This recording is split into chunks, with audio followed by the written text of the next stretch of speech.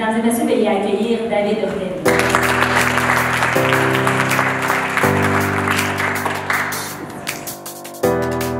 Bonjour à toutes et à tous.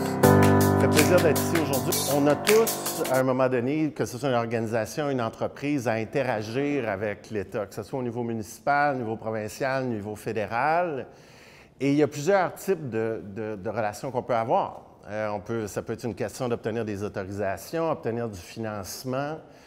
Ça peut être aussi, il peut y avoir des enjeux de communication. Maintenant, c'est vrai, il faut occuper l'espace médiatique. Pas le choix. Il faut l'occuper. Mais évidemment, quand on est du côté médiatique, c'est très intéressant d'avoir le plus de contenu possible.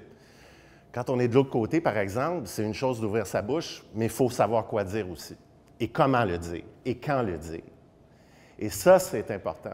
Mais au niveau des solutions à la pénurie de main-d'œuvre, il y en a plusieurs, et une d'entre elles, incontournable, c'est l'immigration.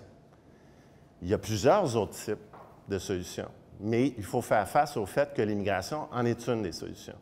Alors, il y a plusieurs étapes. Comment développer une stratégie par rapport à l'immigration? Il y a une multitude de programmes. C'est éminemment complexe. Il y a le fédéral, il y a le gouvernement du Québec. Les deux interagissent ensemble, ça travaille vraiment pas bien ensemble, ça je vous le garantis. Peu importe qui est au pouvoir, c'est complexe, c'est compliqué, ça prend du temps. Il faut savoir comment manœuvrer à travers tous les programmes. Aussi, recruter. Comment se prendre pour les stratégies de recrutement. L'accueil. L'accueil, là, ça se fait à deux sens. Ce n'est pas seulement accueillir l'immigration dans son entreprise ou dans son organisation, mais c'est également préparer l'organisation à recevoir l'immigration. C'est aussi travailler avec tous les partenaires pour avoir une immigration réussie. Ce n'est pas juste le lot d'une seule organisation ou d'une seule entreprise. Ça prend la municipalité, ça prend des organismes communautaires, ça prend des organismes en matière d'éducation, ça prend, pour prendre une expression, oui, peut-être fatiguée, mais dans ce cas-ci, elle s'applique pour vrai, ça prend un village. Ça prend véritablement l'ensemble des partenaires, mais ça se prépare. Il y a une façon de l'exécuter, il y a une façon de réussir ça. Et ce n'est pas quelque chose de temporaire.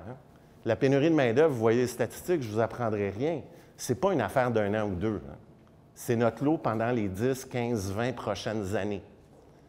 Le fait est, c'est que pour continuer notre croissance, continuer notre développement au Québec, bien, il va falloir dépendre de l'immigration.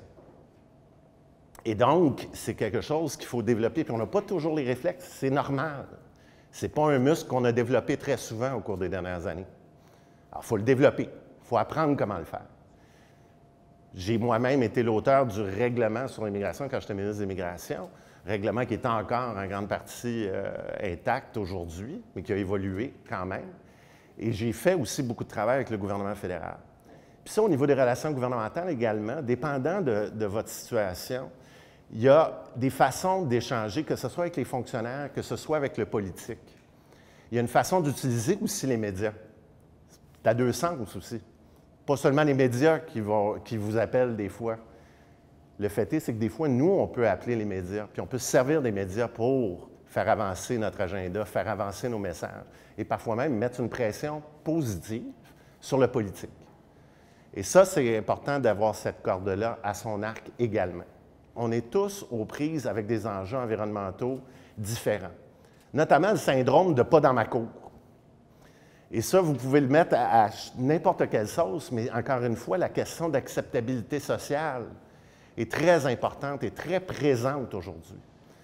Et je ne peux pas décliner ici, évidemment, tous les types d'enjeux environnementaux, changements climatiques qu'il peut y avoir, mais il y a une transformation, une transition importante qui s'opère, que ce soit dans nos municipalités, on entend parler de la question de densité. Dépendant de votre secteur, de votre domaine, il peut être pertinent d'intervenir auprès du gouvernement quand il y a des changements réglementaires, des changements législatifs.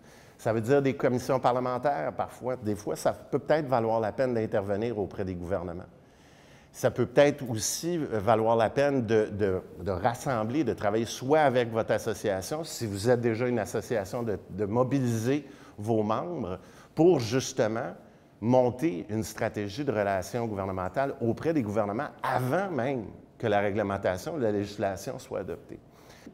c'est véritablement l'importance de considérer dans vos stratégies une approche tant de relations gouvernementales que de préparer les communications stratégiques. Tout comme il faut occuper l'espace public médiatique, il faut occuper l'espace public au niveau du politique.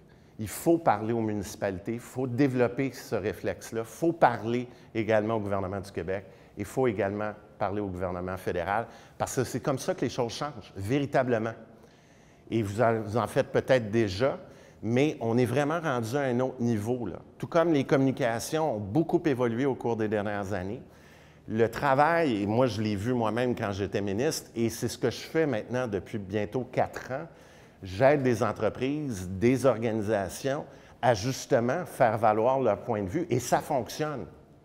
Mais encore une fois, il y a une façon de le faire, il y a un comment. Alors, au plaisir de vous revoir, merci beaucoup.